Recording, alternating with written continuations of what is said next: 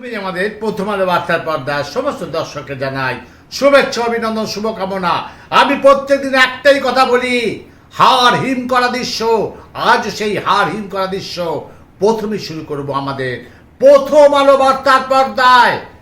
শুনুন, আজকের হেডলাইন থাকছে এটাই: 56 জন যুবতীকে কাজের টোপ দিয়ে বিহারে পাচার করছিল। রেল পুলিশ ধরল আজ সকালবেলায়। আমাদের প্রতিনিধি ছিল, আসছি, দেখতে থাকুন। আমি অমল চ্যাটার্জি। অনেক সময় দেখবেন যে কাগজে বেরোয় যে কাজের জন্য যুবক যুবতী প্রয়োজন, এটা কিন্তু খেয়াল রাখবেন, কারণ এই ধরনের একটা প্রতারণা চক্র বেরিয়েছে যুবতীদের, বিশেষ করে যুবতীদের অন্য জায়গায় পাচার করার জন্য। আমি আসছি মূল জায়গায়, শিলিগুড়ি। আমি আপনাদের নিয়ে যাচ্ছি শিলিগুড়িতে। দেখুন সেই ঘটনা।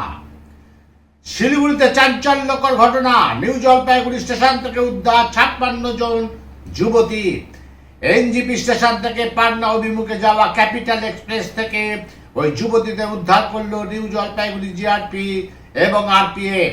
সোমবার রাতে, অর্থাৎ গতকাল রাতে, ওই যুবতীদের উদ্ধার করে তাদের পরিবারকে ডেকে পরিবারের হাতে প্রত্যেককে তুলে দেওয়া হয়। জানা গেছে আইফোন কোম্পানিতে কাজের টোপ দিয়ে উত্তরবঙ্গে জলপাইগুড়ি, কোচবিহার, আলিপুরদুয়ার এবং ডুয়ার্সের বেশ 56 জন যুবতীকে নিয়ে যাওয়া হচ্ছিল বিহারে। কিন্তু সবচেয়ে অবাক করা বিষয়, ওই যুবতী এবং তাদের পরিবারকে বলা হয়েছিল যুবতীদের কাজের জন্য নিয়ে যাওয়া হবে বাঙ্গালোরে, কিন্তু তাদের নিউ জলপাইগুড়ি স্টেশনে নিয়ে এসে তোলা হয় এনজিপি পাটনা ক্যাপিটাল এক্সপ্রেসে। আরেকটি চাঞ্চল্যকর বিষয়, কারুর কাছেই ছিল না টিকিট, প্রত্যেকের হাতেই মেরে দেওয়া হয়েছিল কোচ নাম্বার এবং বার্থ নাম্বার সিল। সোমবার রাতে নিউ জলপাইগুড়ি স্টেশন জিআরপি এবং আরপিএফ ট্রেনে তল্লাশি চালানোর সময় ওই যুবতীদের একসাথে দেখে তাদের জিজ্ঞাসাবাদ শুরু করে। একসাথে এত যুবতী কোথায় যাচ্ছে, বিষয়টি নিয়ে কপালে চিন্তার ভাঁজ পড়ে যায় নিউ জলপাইগুড়ি জিআরপি এবং আরপিএফ এর মধ্যে। এরপর দফায় দফায় শুরু হয় জিজ্ঞাসাবাদ। জানা যায় ওই যুবতীদের এবং তাদের পরিবারকে বলা হয়েছে একটি বেসরকারি কোম্পানি যার নাম আইফোন, বাঙ্গালোরে নাকি ওই কোম্পানি তাদেরকে চাকরি দেওয়া হবে। এরপরে আরো সন্দেহ বাড়ে জিআরপি এবং আরপিএফ, কারণ তাদের নিয়ে যাওয়া হচ্ছিল বাঙ্গালোরে, কিন্তু তোলা হলো বিহারের ট্রেনে। কেন? এরপরে যুবতীদের জানান কলকাতা বাসিন্দা জিতেন্দ্র পাসওয়ান এবং শিলিগুড়ি চন্দ্রিকা তাদের নিয়ে যাচ্ছে।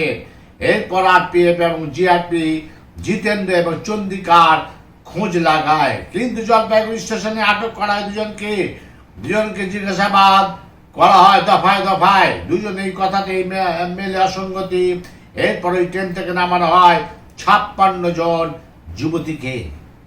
চিন্তা করুন, কাজে টোপ দেখিয়ে 56 জন যুবতীকে বিভিন্ন জেলা থেকে তাদেরকে একটা বেসরকারি কোম্পানি অর্থাৎ আইফোন কোম্পানি টোপ দিয়ে বিহারে নিয়ে যাচ্ছিল।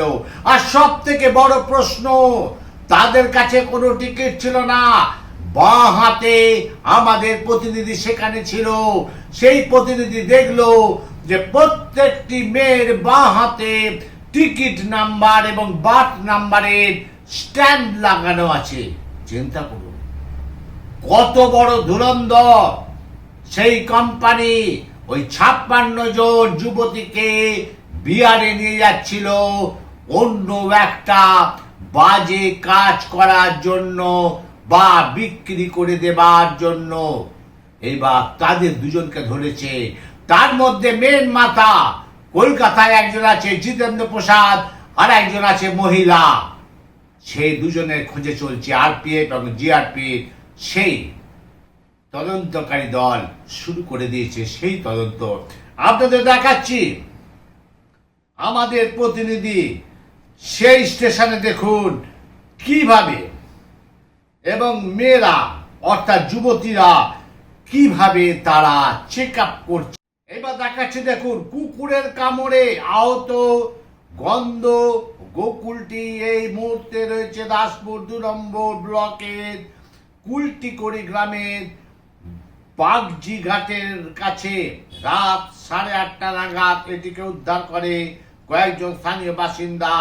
মৃত্যুর সঙ্গে পাঞ্জা লড়ছে ওই সেই গন্ধ গোকুলটি, সেই জন্তুটি যাকে কুকুর খুব কামড়েছে গত রাত, অর্থাৎ গত রাতে 8:30টার সময়। দেখুন, আমাদের প্রতিনিধি সেখানেও ছিল। সেই দেখে নিন গন্ধ গোকুলটির সেই জন্তুটির কি অবস্থা আমাদের পর্দায় সরাসরি দেখুন। গতকাল গেছে শ্রাবণ মাসের প্রথম সোমবার।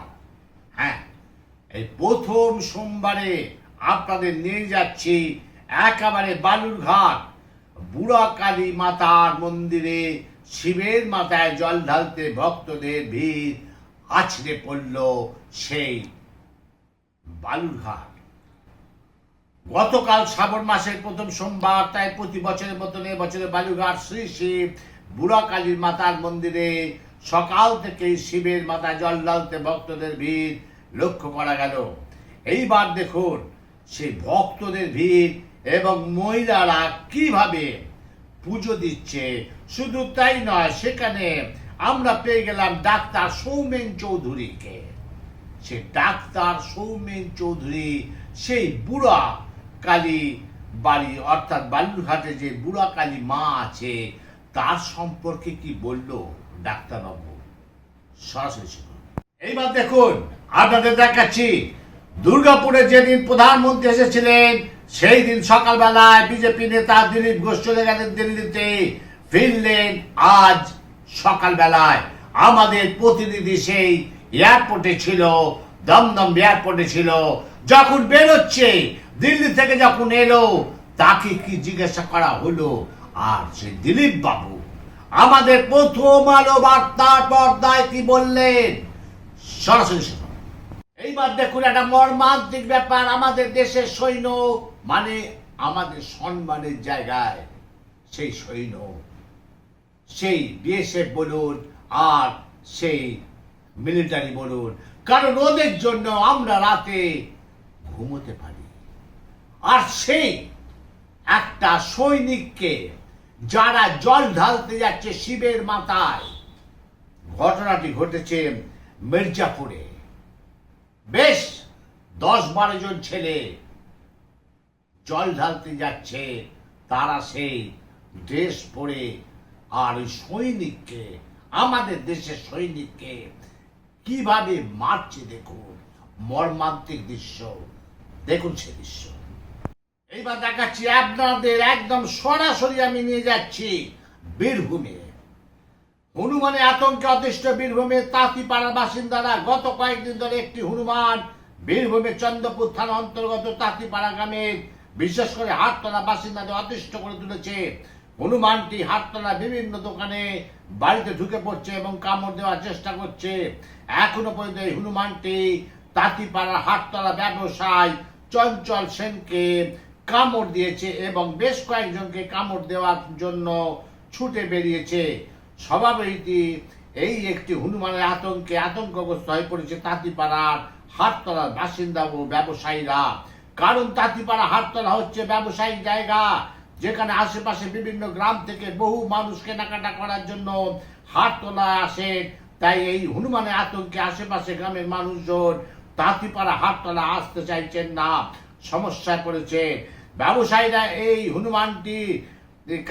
হনুমানের কারণে গতকাল বন দপ্তরের কর্মীরা এসে এই হনুমানটিকে খাঁচায় বন্দি করতে পারেনি। তাঁতিপাড়া মানুষজন, হাটতলা বাসিন্দারা চাইছেন শীঘ্রই আতঙ্কগ্রস্ত হনুমানটিকে খাঁচায় বন্দি করে নিয়ে যাক। তারা কেউ বেরোতে পারছে না, মহিলারা কেউ বেরোতে পারছে না, বাচ্চারা কেউ বেরোতে পারছে না, অফিস যাত্রীরা অফিস যেতে পারছে না, কারণ ওই হনুমানটি বিভিন্ন জায়গায় কামড় দিচ্ছে। আসুন আপনাদের একদম সেই বীরভূমের তাঁতিপাড়ায় নিয়ে যাচ্ছি এবং সেখানকার লোকেরা, ব্যবসায়ী লোকেরা আমাদের প্রথম আলো বার্তার পর্দার ক্যামেরায় কি বললো সরাসরি।